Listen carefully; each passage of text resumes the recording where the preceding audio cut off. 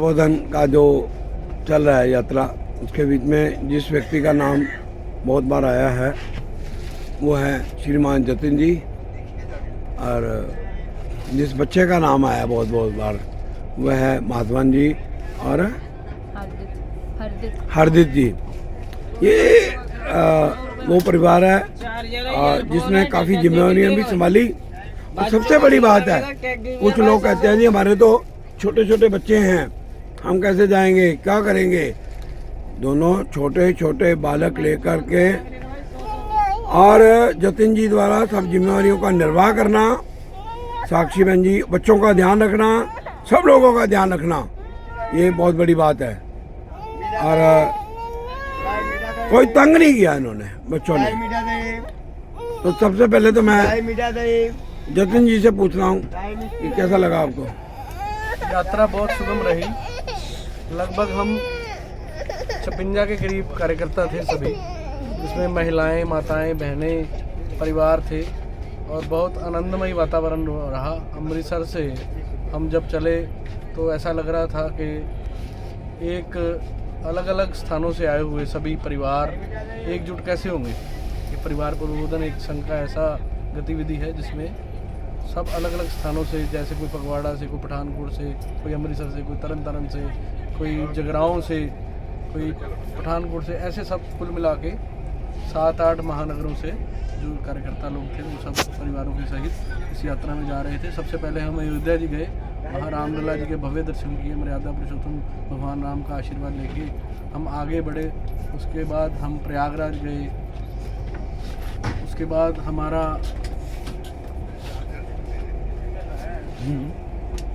प्रयागराज गए। प्रयागराज के बाद हम काशी विश्वनाथ, गया जी, भुवनेश्वर, लिंगराज भगवान के दर्शन, पुरी में हमने भगवान जगन्नाथ जी के दर्शन 2 बार किए।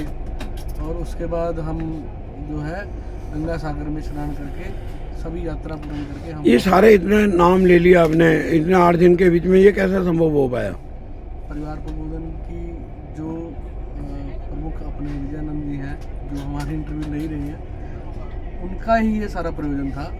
और बहुत कम समय में ऐसा हम जीवन में अनुभव आया हमारे में कि इतने कम समय में हम इतनी यात्राएं कर ही नहीं पाते, जितने कम समय में उनकी योजना के साथ, बढ़िया योजना के साथ, बिना किसी कठिनाई से बहुत अच्छे और भव्य दर्शन सब जगह पर प्रसन्नमय वातावरण में सभी ने 60 के 60 परिवारों ने, 60 के 60 सदस्यों ने, सभी के परिवार सहित हम वहाँ पर दर्शन कर पाए। ऐसा भी है कि आप तो सबसे छोटी उम्र के हैं, तो सबसे बड़ी उम्र के 75 साल के हैं और चलने फिरने में भी बहुत मुश्किल थी। तो क्या आपको नहीं लगता कि ज़्यादा भागदौड़ होगी यहाँ सबके सहयोग से, उनको भी महसूस नहीं हुआ उम्र का। यहाँ पर 2 वर्ष की आयु से लेकर 85 वर्ष की आयु तक सभी थे और हर आयु वर्ग के कार्यकर्ताओं ने अपनी तरफ से बेस्ट परफॉर्मेंस की। सभी एक साथ एक जगह इकट्ठे होकर निकलते थे, जैसे आज्ञा मिलती थी, जैसे निर्देश होता था, वैसे ही हम आज्ञा के अनुसार अलग अलग स्थानों पर दर्शन कर रहे थे, जिससे हमें किसी प्रकार की कोई कठिनाई नहीं आई। और अगर कोई बच्चा मेरे हाथ में है तो कोई बच्चे को उठा रहा है, कोई बुजुर्ग का सामान नहीं उठाया जा रहा है तो हम उनका सामान उठा रहे हैं। ऐसा कुल मिला के सब ने एक दूसरे के साथ सहयोग करके, सहयोग के भाव से जो परिवार प्रबोधन का मुख्य उद्देश्य था, उस उद्देश्य को पूर्ति करते हुए हमने यात्रा संपूर्ण की। साक्षी बहन जी, आपने ये जतिन जी ने आपके बच्चों को भी नहीं, अपने बच्चों को भी नहीं पकड़ा, आपके भी संभाल नहीं की, आपके साथ भी ज़्यादा देर नहीं बैठ पाए, तो आपको नहीं महसूस होता कि क्या है, हमको ले आए हैं और ये इधर उधर भाग रहे हैं, लोगों का सामान उठा रहे हैं, ये कर रहे हैं, वो कर रहे हैं, क्या है। ऐसा तो नहीं लगा मुझे ऐसा लगा कि मेरे साथ 60 लोग और जुड़ के और मेरे बच्चों को संभाल रहे थे। मुझे लगा ही नहीं कि मैं यात्रा पे ऐसे अकेली हूँ या ये मेरे साथ नहीं है। मुझे यही लगा कि ये 60 के 60 लोग मेरे बच्चों का ध्यान रख रहे हैं, क्योंकि मेरे ही बच्चे थे, उसमें 2 ही मेरे बच्चे थे और दोनों को सभी लोग मिल के संभाल रहे थे। तो अच्छा, एक बात बताइए, ये इतने प्यारे बच्चे, मतलब इतने संतुष्ट बच्चे, और एक बार भी मैंने इनको रोते हुए नहीं देखा, ये कैसे संभव हो पा रहा है। ये परिवार प्रबोधन से जुड़े हैं हम और उसी की वजह से हम उनसे सीख रहे हैं संस्कार बच्चों को कैसे देने हैं, घर में बच्चों को कैसे रखना है, कैसे उनको इतना सिद्दत कि किसी भी माहौल में बच्चे आप काम भी करती हैं, अपना ट्यूशन भी पढ़ाती हैं, आप बच्चों को अच्छे गीत भी सिखाती हैं, बच्चों की अच्छी परवरिश भी की है, घर का काम भी देखती हैं, जतन जी को भी संभालती हैं। तो ये शक्ति कहाँ से आ रही है आपको? ये शक्ति मुझे कह सकते हैं कि मेरे भगवान से, मेरे ठाकुर जी से मिल रही है। ठाकुर जी की कृपा से। वही दे रहे हैं, जगन्नाथ भगवान की कृपा से ही है सब कुछ, मेरे राधा रमन जी की कृपा ये से। ठाकुर जी की कृपा कैसे होती है? ठाकुर जी की कृपा ऐसी होती है, उनका नाम जप के, जो उनका नाम लेके, उनका नाम जप के जब हम उनका सिमरन करते हैं तो वो पॉजिटिविटी आती है मन में। भजन करते हैं, सिमरन करते हैं, हाँ, ठीक है ना? भजन करते हैं। तो हम सबको क्या करना चाहिए? भजन करना भगवान का भजन दिन में अवश्य करना चाहिए, ऐसा ही है ना? मिलजुल के खाना खाना चाहिए, मिलजुल करके भजन करना चाहिए। जी।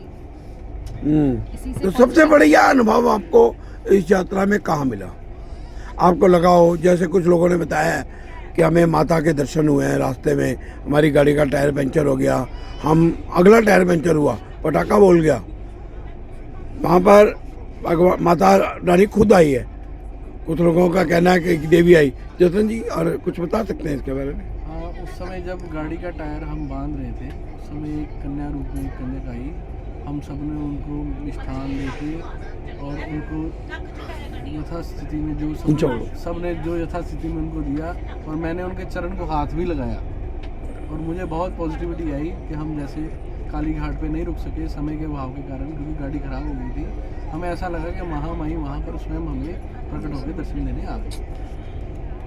और बनारस में तो खूब बरसात थी, गिले हो गए बिल्कुल आप लोग। बनारस में तो बहुत आनंद आया जब हम वहाँ पहुँचे बनारस, तो बारिश हो रही थी जब हम दर्शन के लिए निकले, और ऐसा लग रहा था भगवान शंकर स्वयं हमें अपने जो है वो कृपा का स्नान करवा रहे हैं।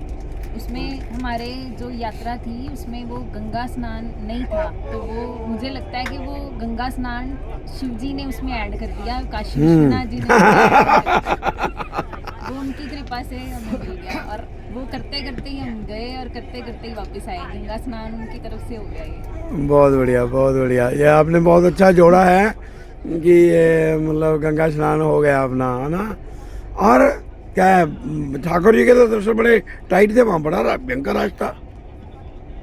जगन्नाथ महाप्रभु में आपको एक बार दर्शन नहीं हुए, दोबारा जाना पड़ा। जी, दर्शन थोड़ा रश होने के कारण नहीं हो पाए, तो मुझे लगा कि इतनी दूर हम आए हैं तो एक बार दोबारा से अगर मौका मिलता है तो मुझे दर्शन करने दोबारा जाना चाहिए, क्योंकि मेरी बड़ी ये इच्छा थी जगन्नाथ भगवान से साक्षात्कार हो, मिलें उनसे कुछ बात करें, कुछ उनसे कहें, कुछ अपने मन के भाव, तो इसीलिए मैं दोबारा जाके फिर दर्शन करके। एक बात तो बताओ कि बड़े लंबे समय आप भगवत गीता के भी कुछ पढ़ती रहती हैं, प्रिंसिपल भी रही हैं, आजकल बच्चों के कारण अपने घर में ही कुछ पढ़ाते हैं, तो संस्कार देना उसके बारे में कुछ बताइए।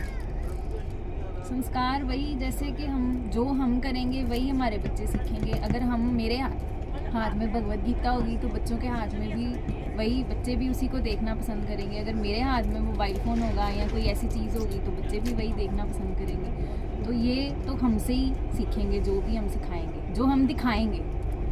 तो मुझे लगता है कि हमें वही दिखाना चाहिए जैसा हम उनको बनाना चाहते हैं। ये सेवा भाव कहाँ से आया? इतना जतन जी इतना सेवा करते हैं, आप लोग, आप भी इतनी सेवा भावी हैं, कहाँ से आया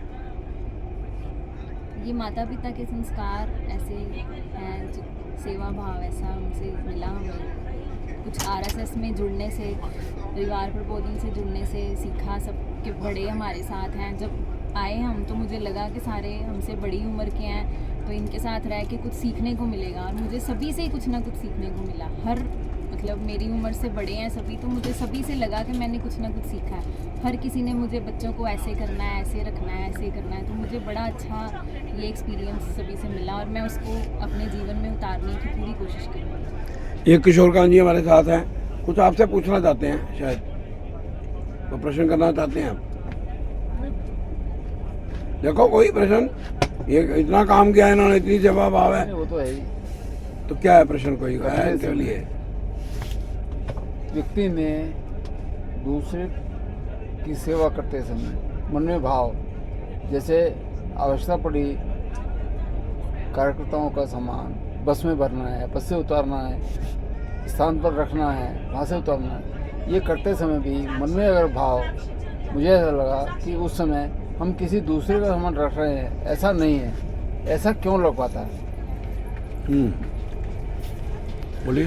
पूरी यात्रा में हमें अपने राष्ट्रीय स्वयंसेवक संघ के अखिल भारतीय अधिकारी किशोर कांत जी का सानिध्य मिलता रहा। समय समय पर कुछ छोटी छोटी बातें सीखने को मिली, जैसे कि हमें कैसे व्यवहार करना चाहिए यात्रा में सबके साथ, और भोजन वितरण के समय भी कुछ सावधानियाँ। और एक जगह मुझे याद आई, भुवनेश्वर में कार्यालय में हमें चप्पल उतार के अंदर जाने की सूचना थी, और सूचना मैं दे रहा था। किशोर कांत जी ने मेरे को बुलाया अपने पास, बड़े प्रेम से बोले कि ये देखो, अगर आपने सबको सूचना दे रही है ना चप्पल उतार देंगे, पहले खुद अपनी चप्पल उतारो। तो फिर सूचना का पालन करने में भी उनको लगेगा कि जो सूचना दे रहा है उसने खुद चप्पल उतारी है कि नहीं।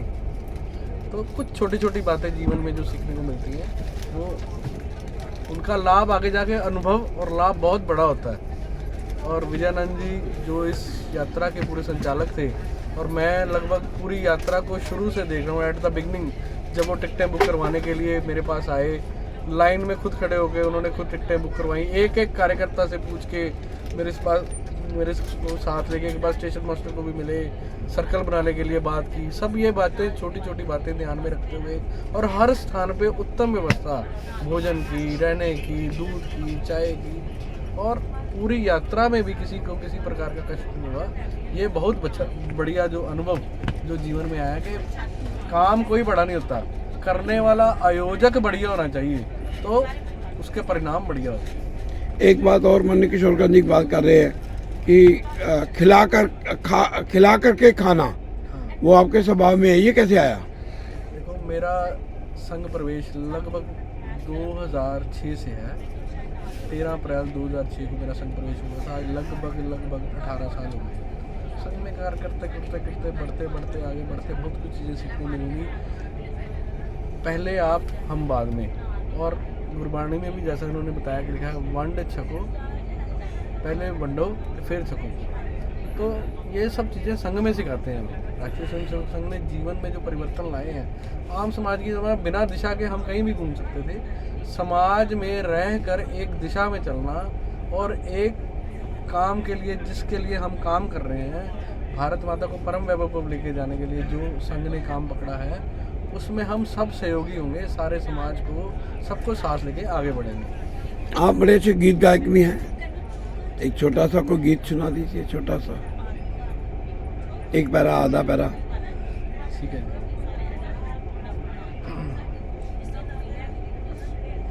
भारत दा पहरेदार, वीरां दी धरती ए पंजाब, वीरां दी धरती ए पंजाब, वीरां दी धरती ए पंजाब। जैसे माता पिता गुणी हैं, गीत गाते हैं, भजन गाते हैं, वैसे हमारे माधवन जी भी गीत गाते हैं, कविता बोलते हैं। जरा एक बार माधवन जी एक छोटी सी पंक्ति सुना दो कोई। कभी भूलो ना, कभी भूलो ना, कभी भूलो ना याद तुम्हारी रटो, तेरा नाम मैं सांझ सवेरे, राधा रमन मेरे, राधा रमन। ये जो भजन बोला है, दोनों माता पिता बच्चों को वृंदावन लेके जाते हैं, तो माता पिता चिंतपूर्णी माता लेके जाते हैं। इसका मतलब क्या है, हम सबको, अपने परिवार को, छोटे छोटे बालकों को भी अपने तीर्थ स्थानों पर जहाँ से प्रेरणा मिलती है बच्चों को अच्छे संस्कारों की, वो करना चाहिए। ऐसा ही है ना आपका? इसलिए परिवार पोषण में कितने भा है, भा भजन, भा भोजन, भा भाषा, भा भूषा, भा भवन और भा भ्रमण। तो भ्रमण अपने अच्छे तीर्थों पर करना से अपने परिवार को पूरा लाभ होता है। तो दोबारा करेंगे यात्रा आप? जब भी आप प्रयोजन करेंगे, हमारा प्रथम पंक्ति में नाम लिखिए। बहुत बढ़िया, जय श्री राम। तो जरा एक बार जयकारे लगा दो, सभी तीर्थों में हो गए हो, श्री राम के भी। राम जय राम, जय जय राम, श्री राम जय राम, जय जय राम। बोलो धन्यवाद। राजा रामचंद्र महाराज की। आप जगन्नाथ धाम भी हो, जरा जगन्नाथ काम का भी लगा दो एक बार। बोलो जगन्नाथ भगवान की जय, सुभद्रा रानी की जय, बलदेव भैया की जय।